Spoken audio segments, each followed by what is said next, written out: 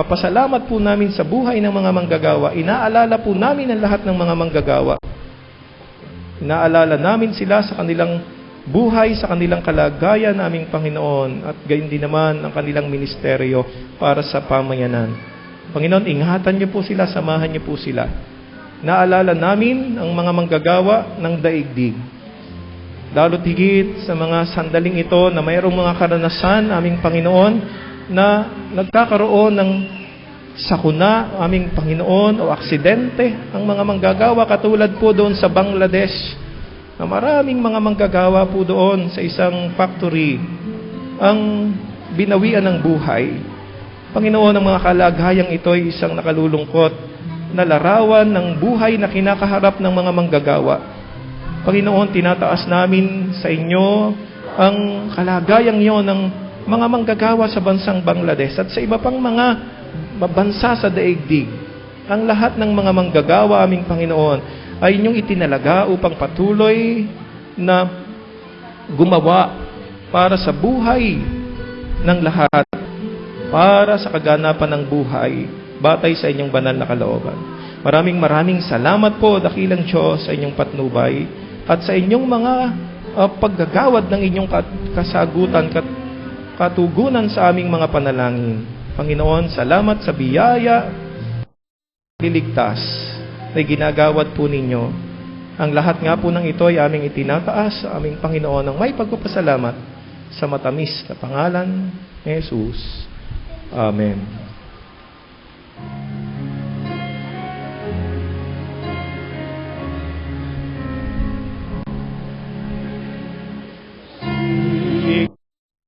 First the kingdom of God and His righteousness, and all these things shall be added unto you. Hallelujah, hallelujah.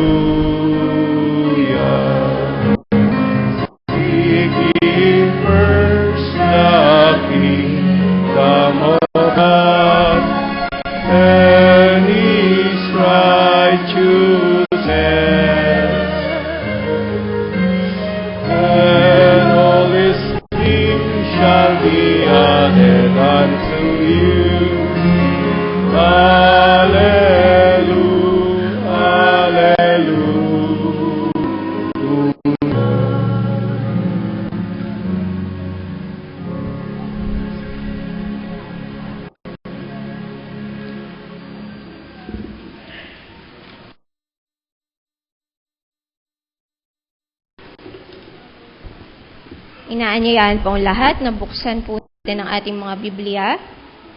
Ang ating pong pagbasang tugunan po mula po sa aklat ni Esaias, Kapitulo 65, mga talatang 21 hanggang 25.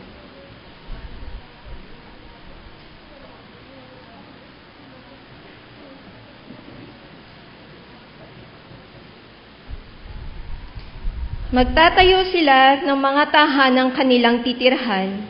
Sa tanim na ubas ay sila ang aani.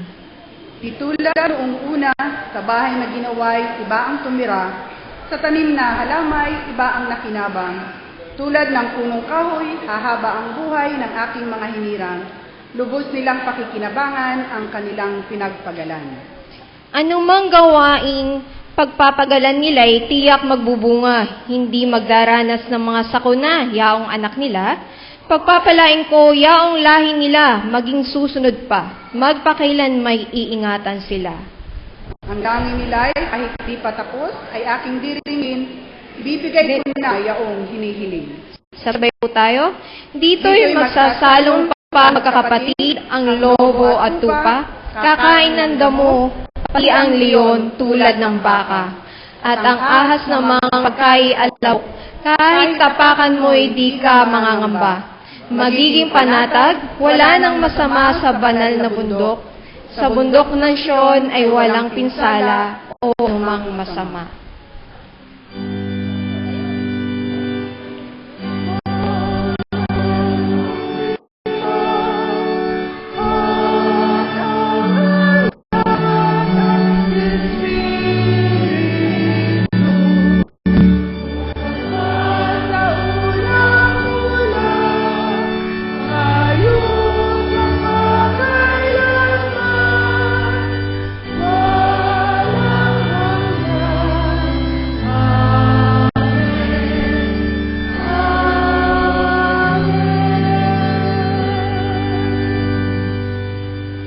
Ang Ebanghelyo ayon kay Mateo, ang kabanata ay 20, ang mga talata 1 hanggang 16. Ang mga manggagawa sa ubasan. Ang paghahari ng Diyos ay katulad nito. Lumabas ng umagang-umaga ang may-ari ng ubasan upang humanap ng mga manggagawa. Nang magkasundo na sila sa upa na 1 denaryo maghapon, sila'y pinapunta niya sa kanyang ubasan. Lumabas siyang muli nang mag-iikasyam ng umaga at nakakita siya ng iba pang tatayo-tayo lamang sa liwasang bayan. Sinabi niya sa kanila, "Pumaroon din kayo at magtrabaho sa aking ubasan, at bibigyan ko kayo ng karampatang upa." At pumaroon nga sila. Lumabas na naman siya nang mag-iikalabing dalawa ng tanghali at nang mag-iikatlo ng hapon, at gayon din ang ginawa niya. Nang mag-iikalima ng hapon, siya'y lumabas uli at nakakita pa ng ibang wala ring ginagawa. Sinabi niya sa kanila, "Bakit kayo tatayo-tayo lamang dito sa buong maghapon?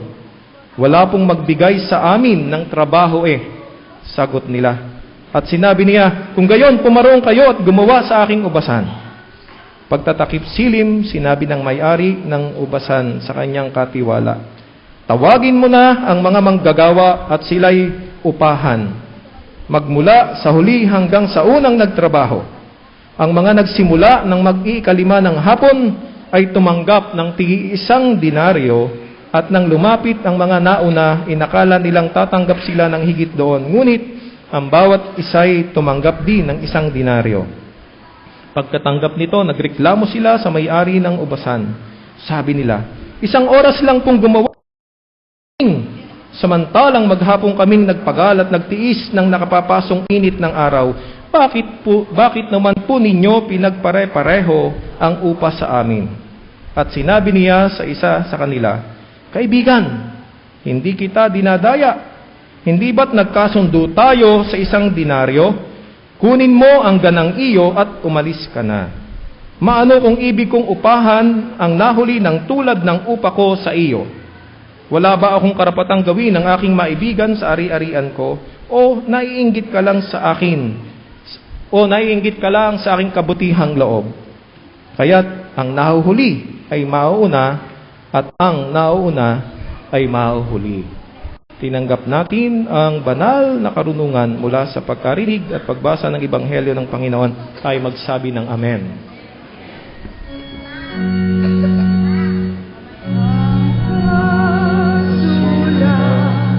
Tanay ilaw sa ating lalakaran, tubig ng langit na bukal, nating naglalakad.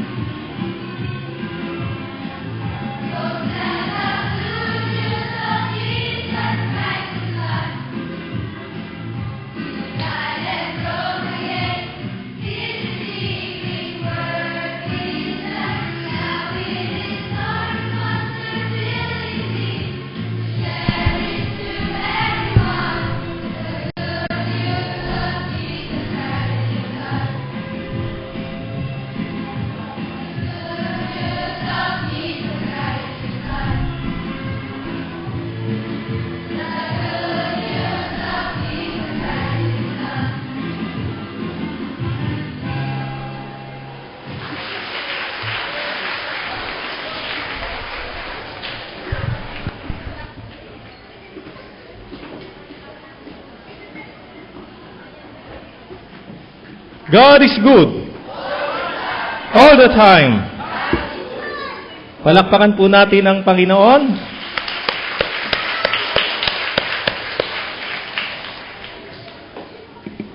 Tatanungin po natin ang mga bata. Ready na ba kayo sa ating katanungan? Ready na? Amen? Sino sa inyo ang gustong maging pastor o maging katulad ni D.M. Marie at D.M. Liway? Taas ang kamay. Ayun. Talagang nakikita natin. Palakpakan po natin ang Panginoon. Opo. Kaya katulad po ng ating pinapaalaala, ipanalangin natin ang ating mga anak at mga apo, yung pong mga nagtataas ng kamay, kung sino man po sa inyo ang may anak o may apo na naririto at nagtaas ng kamay, panalangin po natin para sa kanilang paglaki ay patuloy pa rin silang nakataas ang kamay. At yun din namang ating pong napakahalagang pananagutan, ihanda natin ang ating pong mga bulsa. Ihanda natin ang ating pong mga anyo ng pagtataguyod sa kanila sapagkat kailangan po natin ang suportahan ang kanila pong ministerial formation o yung kanilang pag-aaral sa ating mga seminaryo. Amen po ba?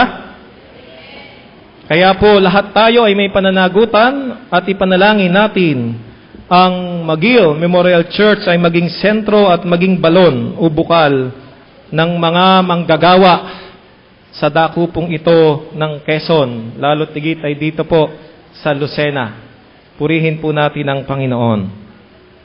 Sino po ba yung bata na naririto sa unahan? Napansin niyo po ba yung kanyang ginagawa, yung pong nasa unahan? At yung lahat po ng mga bata na mayroon pong action sa pagkanta. Tunay nga lamang po na sa kanilang ginawa, tunay nga lamang po na wala pong sabihin natin na wala pong sakalingkingan. Ano po, yung ano po ba yung Giyomi? Ano ho? Amen? Oh, di po ba? Walang sinabi yung Giyomi sa kanilang ginawa. Dahil ito ay para sa Panginoon. Palakpakan natin ang ating pong mga anak at mga bata. Kaya ito pong magandang matutunan natin, ano ho? Ang mga paggalaw ng ating pong katawan para sa Panginoon. Ano man po ang ating gagawin, ito ay para sa pagpupuri sa Panginoon. Lalo itong mga bata, ngayon pa lamang natututuhan nila ang magpuri sa Panginoon. Palakpakan natin ang Panginoon.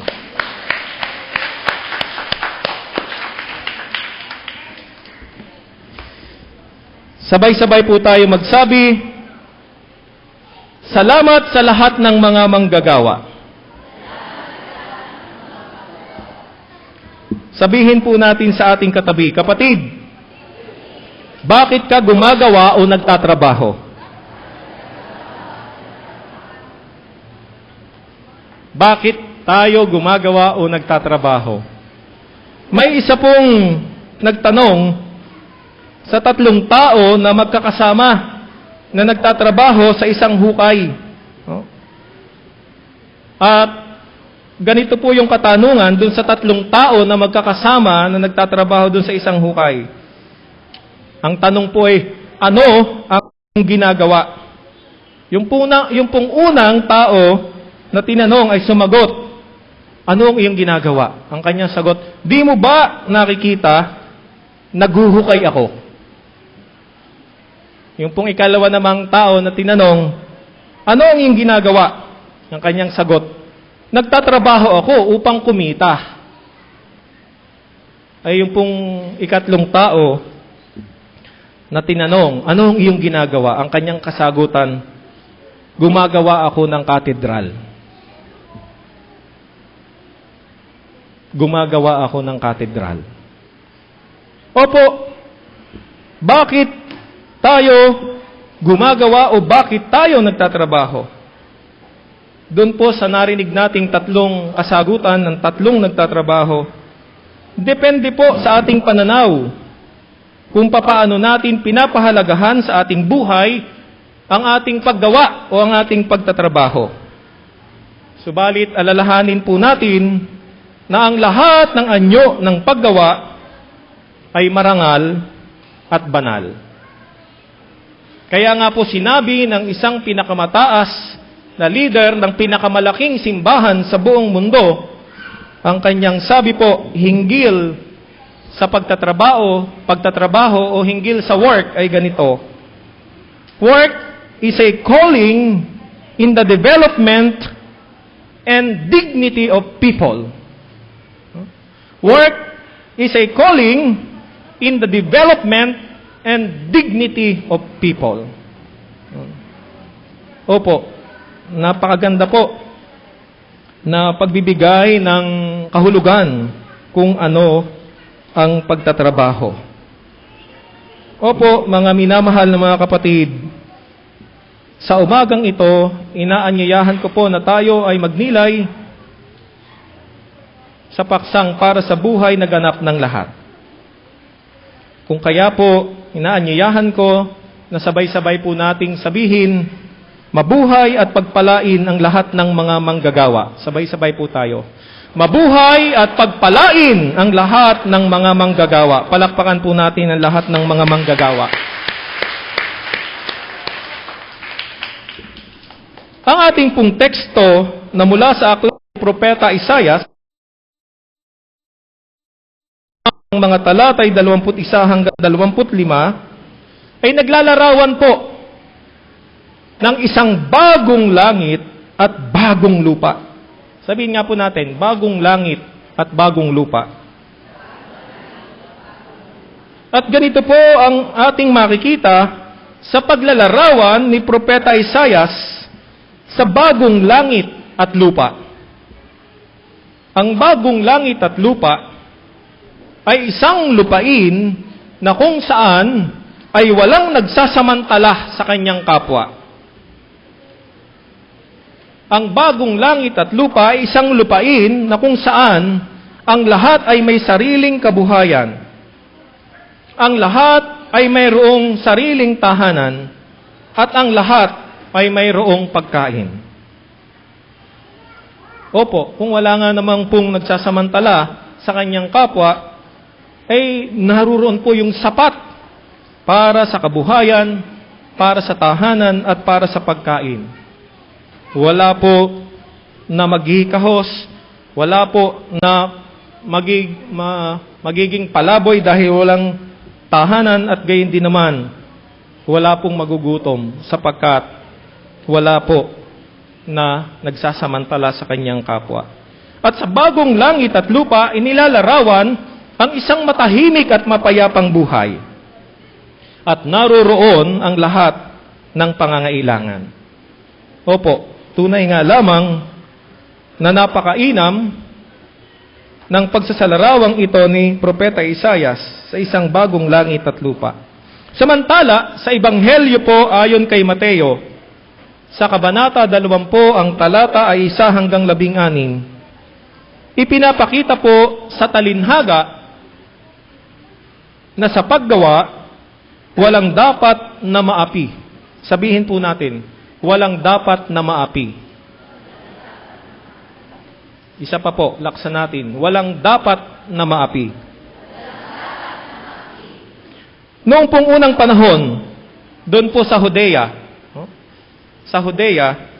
sa umaga po ay nagtitipon-tipon sa liwasang bayan o sa plaza ang mga taong ibig magtrabaho. So, naruroon po sila, nagko-congregate po sila doon. Nagsasama-sama yung gustong magtrabaho. At naghihintay na tawagin ng sino mang may ipagagawa. Kung minsan, lumilipas ang maghapon na walang tumatawag sa kanila. Dahil dito, wala silang maiuwing pagkain o ikabubuhay sa kanilang mag-anak. Kung may tatawag, pinag-uusapan muna kung magkano ang ibabayad sa maghapong pagtatrabaho. At mula po sa talinhagang ito, ayon kay Mateo, ipinababatid po sa atin, una, ang kalooban at layunin ng Diyos na ang manggagawa at ang lahat ng tao ay dapat magkaroon ng buhay na ganap. Ang lahat ng manggagawa at ang lahat ng tao ay dapat magkaroon ng buhay na ganap. Ikalawa po, mula sa Ebanghelyo ayon kay Mateo, mas mahalaga ang buhay o paggawa kaysa bayad sa paggawa.